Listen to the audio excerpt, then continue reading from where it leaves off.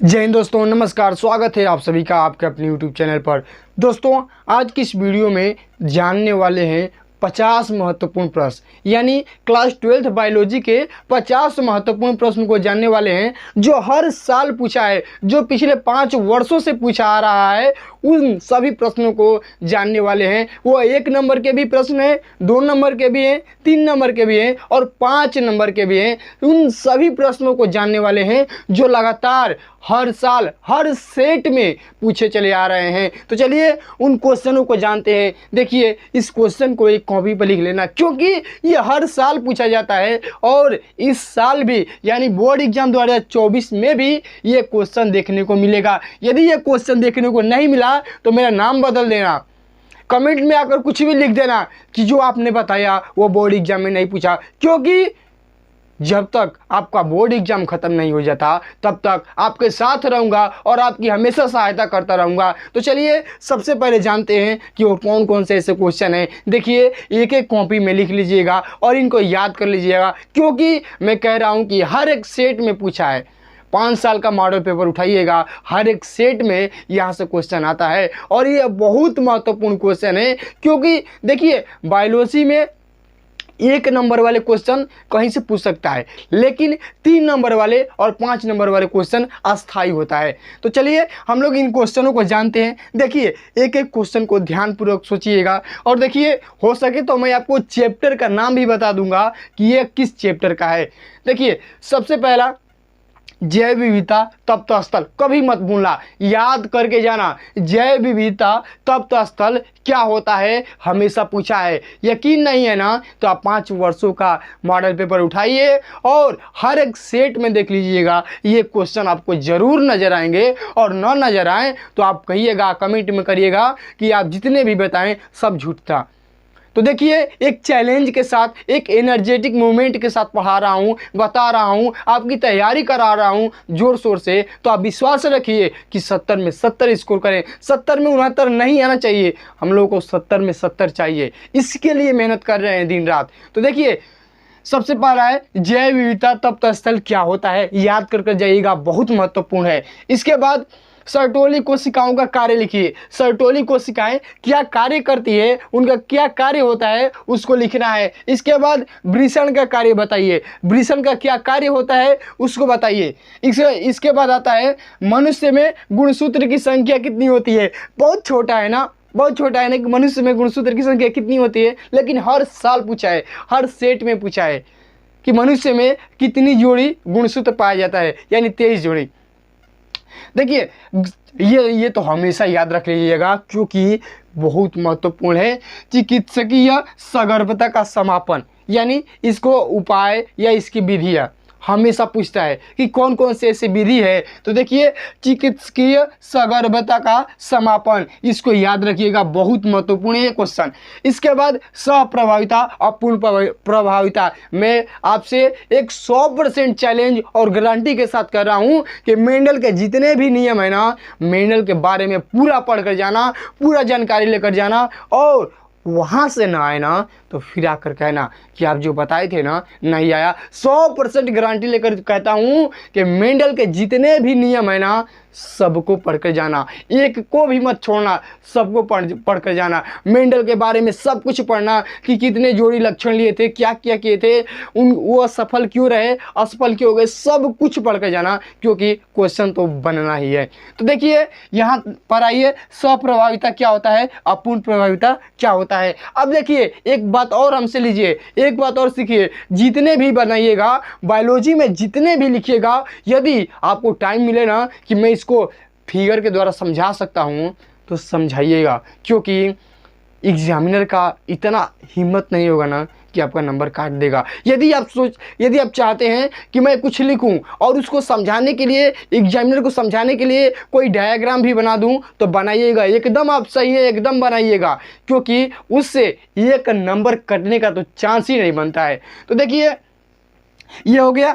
अब देखिए डीएनए की द्विकुंडलित संरचना का नामांकित चित्र बनाइए, यानी जो वाटसन और क्रिक ने डबल हेलिक्स मॉडल दिया था उसको चित्र बनाने के लिए आता है, यानी ऐसे वाला, यानी सांप वाला, सीढ़ी वाला। हमेशा याद करके जाइएगा, नहीं याद हो पा रहे तो लिख लिख कर याद करिए, लेकिन इसको याद कर लीजिएगा क्योंकि हमेशा पूछता है। डीएनए की द्विकुंडलित संरचना का नामांकित चित्र बनाइए। इसके बाद आता है स्त्री जनन तंत्र। देखिए मानव जनन तंत्र में मैं बता दूं कि पूरे चैप्टर का सबसे सर्वश्रेष्ठ चैप्टर है मेंडल वाला, और क्या है, मानव जनन। यानी हर एक लाइन से क्वेश्चन बनता है। मानव जनन कभी भी मत भूलिएगा क्योंकि पूरे सिलेबस का, पूरे बायोलॉजी क्लास 12 सिलेबस का सबसे इंपॉर्टेंट चैप्टर है। कौन चैप्टर है? मानव जनन। और मानव जनन में से क्वेश्चन बहुत जबरदस्त पूछता है, जैसे कि स्त्री जनन तंत्र का, मानव जनन, नर जनन तंत्र का, शुक्राणु की संरचना, अंडाशय का, अंडाणु का, सब कुछ पूछता है। देखिए स्त्री जनन तंत्र का नामांकित चित्र बनाइए। देखिए नामांकित चित्र का मतलब और चित्र का मतलब, इसमें क्या अंतर है? देखिए यदि कहे कि सिर्फ चित्र बनाइए तो आप चित्र बनाकर छोड़ सकते हैं, लेकिन यदि लिख दे कि नामांकित चित्र बनाइए तो जो चित्र बनाए हैं उसके अंदर जो जो नाम है उसका, उस पार्ट का जो जो नाम है उसको अंकित करना रहेगा। इसलिए कहा गया है नामांकित, यानी नाम को अंकित करिए, यानी जो चित्र में चीज़ें हैं उसके नाम को अंकित करिए, वही क्या है, नामांकित चित्र है। अब देखिए पीसीआर पर पॉलीमरेज चेन रिएक्शन, कभी मत भूलिएगा, पॉलीमरेज श्रृंखला, क्या, पॉलीमरेज चेन रिएक्शन, यानी पॉलीमरेज श्रृंखला अभिक्रिया, कभी मत भूलिएगा, हमेशा आएगा, हमेशा आएगा, हमेशा आएगा 3 नंबर का। देखिए इस पर टिप्पणी लिखिए, पीसीआर पर टिप्पणी लिखिए। इसके बाद आता है मेंडल के प्रभाविता के नियम लिखिए। मैं कहा ना कि मेंडल के हर एक नियम को याद कर लेना, प्रभाविता का हो, पृथक्करण का हो, अपूर्ण प्रभाविता हो, सप्रभाविता हो, सब कुछ याद करके जाना। इसके बाद आता है बहुजीनी वंशागति। कितने लोगों को समझ में नहीं आता है कि बहुजीनी वंशागति क्या होता है, और वो छोड़ देते हैं कि चलो ये कौन पूछेगा, लेकिन हर एक सेट में पूछता है कि बहुजीनी वंशागति से आप क्या समझते हैं, बहुजीनी वंशागति क्या होती है समझाइए, यानी इसका उल्लेख कीजिए, हमेशा पूछेगा। अनुवांशिक कूट को तो हमेशा याद रखिएगा।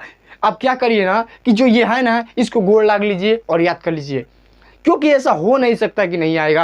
अनुवांशिक कूट ऐसा कौन सा ऐसा सेट है कि जिसमें नहीं पूछा है। अनुवांशिक कूट क्या है, इसकी विशेषताएं लिखिए कि अनुवांशिक कूट की विशेषताएं क्या होती है, पूछ रहा है भाई साहब। ये वही क्वेश्चन है ना जो 2024 में आपको दिखाई देगा, तब आप कहेंगे ना कि वो जो बता रहे थे ना बहुत अच्छे थे, क्योंकि बहुत बहुत महत्वपूर्ण क्वेश्चन है। तो देखिए यहाँ तक हो गया। अब चलते हैं आगे की तरफ। जैव प्रौद्योगिकी पर निबंध लिखिए, जैव प्रौद्योगिकी पर निबंध लिखिए। ये क्या है, ये 5 नंबर के क्वेश्चन है और 3 नंबर के भी क्वेश्चन में आता है। अब देखिए लघु बीजाणु जनन प्रक्रिया का सचित्र वर्णन करिए, यानी लघु बीजाणु जनन। देखिए सचित्र वर्णन करने का मतलब, देखिए यहाँ पर नामांकित चित्र, यानी चित्र को बनाकर उसका नाम लिख दीजिए, और यहाँ पर लघु बीजाणु जनन क्या है इसको लिखिए और इसके बाद लिखिए इसका चित्र बनाइए। यानी लघु बीजाणु जनन प्रक्रिया क्या होती है, कैसे कैसे संपन्न होती है, उसको पूरा डाटा लिखिए, उसके बाद उसका चित्र बनाइए। वही कह रहा है कि लघु बीजाणु जनन प्रक्रिया का सचित्र वर्णन करिए। अब देखिए जैव विविधता तथा इसके संरक्षण की विधियाँ लिखिए। कितने नंबर का है भाई साहब, 3 नंबर का है, पूछेगा आपसे हमेशा। इसके बाद देखिए शुक्राणु का नामांकित चित्र बनाइए, शुक्राणु का नामांकित चित्र बनाइए, इसका आएगा, यानी शुक्राणु कैसा दिखता है उसको बनाइए, उसके अंदर चीज़ों का क्या क्या नाम है, उसके पार्ट का क्या क्या नाम है उसको लिखिए। इसके बाद आता है मनुष्य में लिंग निर्धारण हेतु किस प्रकार के गुणसूत्र उत्तरदायी होते हैं। दिखने में इतना बड़ा लग रहा है और आंसर 1 लाइन, एक शब्द का भी नहीं है, 2 वर्ण का है। देखिए मनुष्य में लिंग गुणसूत्र के हेतु किस प्रकार के गुणसूत्र उत्तरदायी होते हैं, XY, यानी नर के गुणसूत्र XY ही क्या होते हैं। इसका बस आंसर है नर गुणसूत्र XY, बस काम खत्म। अब देखिए लीडिक कोशिकाओं का कार्य लिखिए, लीडिक कोशिकाओं का कार्य बताइए। इसके बाद क्वेश्चन आता है डीएनए अणु को कौन सा एंजाइम तोड़ता है। ऐसा हो नहीं सकता कि न पूछे कि डीएनए अणु एंजाइम, देखिए डीएनए अणु को कौन सा एंजाइम तोड़ता है या जोड़ता है। ऐसा हो नहीं सकता कि कभी क्वेश्चन यहाँ से बने ही नहीं, एकदम चैलेंज के साथ बनेगा यहाँ पर। अब देखिए मेंडल के पृथक्करण का नियम मैं तो पहले ही बता दिया था कि मेंडल बाबा को गोड़ लाग लो, क्योंकि मेंडल बाबा से क्वेश्चन हमेशा पूछेगा। ये मेंडल बाबा के जितने भी नियम है ना हमेशा पूछे जाएंगे, और ये नहीं 2024, 2030, 2040 कभी भी, जब आप इस चैप्टर को पढ़ेंगे मेंडल बाबा के नियम अमर रहेंगे। अब देखिए जैव उर्वरक कैसे मृदा की उर्वरकता को बढ़ाते हैं, बहुत महत्वपूर्ण। यानी जो जैव उर्वरक होते हैं वह मृदा के गुणवत्ता को या मृदा के उर्वरकता को कैसे बढ़ाते हैं, इसको बताइए।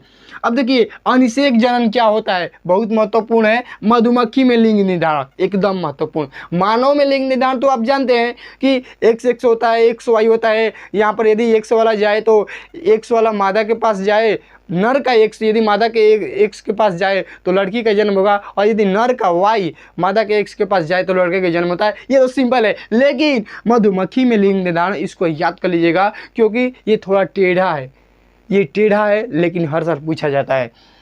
अब देखिए डीएनए व आरएनए में अंतर लिखिए, बहुत महत्वपूर्ण है। डीएनए व आरएनए में अंतर लिखिए। अब देखिए मानो इंसुलिन पर टिप्पणी लिखिए, मानो इंसुलिन पर टिप्पणी लिखिए 3 नंबर का। जितनी भी टिप्पणी है ना 3-3 नंबर की हैं, 3 नंबर से कोई टिप्पणी कम नहीं है। तो देखिए ये हो गया। अब चलिए यहाँ से 1-1 नंबर और 2-2 नंबर वाले क्वेश्चन है। देखिए असत्य फल क्या होता है, असत्य फल, आभासी फल, फॉल्स फ्रूट, मिथ्या फ्रूट, यानी ये सब एक ही चीज़ है। असत्य फल, आभासी फल, फॉल्स फ्रूट, मिथ्या फल, ये सब एक ही है। मांसल फल क्या होता है बताइए, 1 नंबर का क्वेश्चन। वास्तविक फल क्या होता है बताइए। जीन थेरेपी क्या होती है, बहुत महत्वपूर्ण है। जीन थेरेपी क्या होती है इसको बताइए। इसके बाद आता है बहुभ्रूणता। बहुभ्रूणता क्या होता है, किसे कहते हैं बहुभ्रूणता बताइए। इसके बाद क्या होता है पात्र निषेचन, बहुत महत्वपूर्ण है, बार बार रिपीटेड क्वेश्चन है। पात्र निषेचन क्या होता है, बहुत महत्वपूर्ण है, हर साल पूछा जाता है। पात्र निषेचन क्या होता है। बायो पायरेसी क्या होता है, बहुत महत्वपूर्ण क्वेश्चन। यानी एक बार समरी करिए और अपनी कॉपी में लिखिए, एक बार समरी करिए और अपनी कॉपी में लिखिए और इसे हल करिए, इसे बैठकर याद करिए, स्क्रीनशॉट ले लीजिए। अब चलते हैं अगले क्वेश्चन की ओर, अब चलते हैं अगले क्वेश्चन की ओर। तो देखिए और कुछ महत्वपूर्ण क्वेश्चनों को देखिए। मलेरिया परजीवी के जीवन चक्र का नामांकित चित्र बनाइए, ये हमेशा पूछेगा बाबू, बहुत महत्वपूर्ण है। क्योंकि मलेरिया परजीवी यानी मलेरिया मानव में, मलेरिया मच्छर के अंदर और मानव शरीर में, यानी दोनों में जो संबंध बनाकर रखता है, इसका नामांकित चित्र बनाइए। अब देखिए रेड डाटा बुक पर टिप्पणी लिखिए, ये 3 नंबर का क्वेश्चन है। बीटी कपास पर टिप्पणी लिखिए, ये 3 नंबर का क्वेश्चन है। तो देखिए रेड डाटा बुक और बीटी कपास ये बहुत महत्वपूर्ण है, ये जाने माने क्वेश्चन है, यानी ये बार बार रिपीटेड क्वेश्चन है। इसके बाद देखिए मनुष्य के नर जनन तंत्र का नामांकित चित्र बनाइए। इसके बाद आता है सक्रिय एवं निष्क्रिय प्रतिरक्षा में अंतर लिखिए, यानी सक्रिय प्रतिरक्षा क्या होता है और निष्क्रिय प्रतिरक्षा क्या होता है, इसके बीच अंतर लिखिए। और अंतर में कितना लिखना रहता है, बहुत से बहुत ज़्यादा 3 अंतर आप लिख सकते हैं, 3 से 4 अंतर याद है तो आप लिख सकते हैं, लेकिन 3 से 4 से कम मत लिखिएगा। अब देखिए भ्रूणकोश तथा भ्रूणपोष में अंतर लिखिए। इसके बाद आता है वाहित मल उपचार पर टिप्पणी लिखिए, यानी सीवेज ट्रीटमेंट क्या होता है, इसके कितने चरण होते हैं, उनमें क्या क्या होता है, इस पर लिखना होता है। क्या लिखना होता है, जहां टिप्पणी आ गया 3 नंबर का क्वेश्चन, और 3 नंबर के क्वेश्चन को यदि 1 पेज में ले जाते हैं तो बहुत अच्छा है।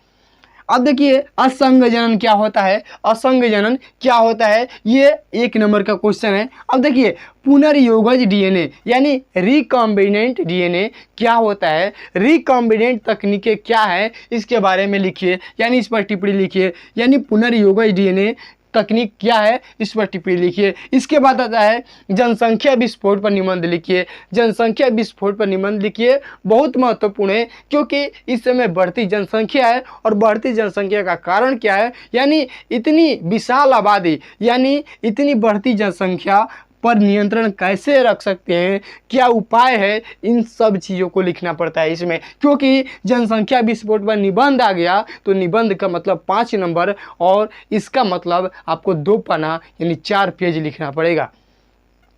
अब देखिए, मानव कल्याण में सूक्ष्म जीवों की भूमिका बहुत महत्वपूर्ण है। मैं इस पर केयर किया तो ये हर साल पूछ रहा है। मानव कल्याण में सूक्ष्म जीवों की भूमिका क्या है, ये हर साल क्वेश्चन पूछ रहा है। देखिए, आप लोग क्या करते हो कि बायो में कोई छोड़कर मत जाना। कितने लोग कहते हैं कि ये महत्वपूर्ण नहीं है, ये महत्वपूर्ण नहीं है। बायो में थोड़ा चैप्टर कटा है, लेकिन हर क्वेश्चन महत्वपूर्ण है। देखिए, चैप्टर कट रहा है तो कहीं ना कहीं आपका जो सिलेबस है उसमें का जो नंबर है वो बढ़ रहा है। जैसे कि 3 सिलेबस कट गया है तो जो और चैप्टर है वो 8 नंबर के पूछे जाते हैं, तो अब 10 नंबर का उससे क्वेश्चन बनेगा, यानी उसका नंबर भी इसी में ना ऐड होगा, तो वैसे क्वेश्चन बन रहा है, यानी टॉपिक छूटने का तो कोई संभावना नहीं है।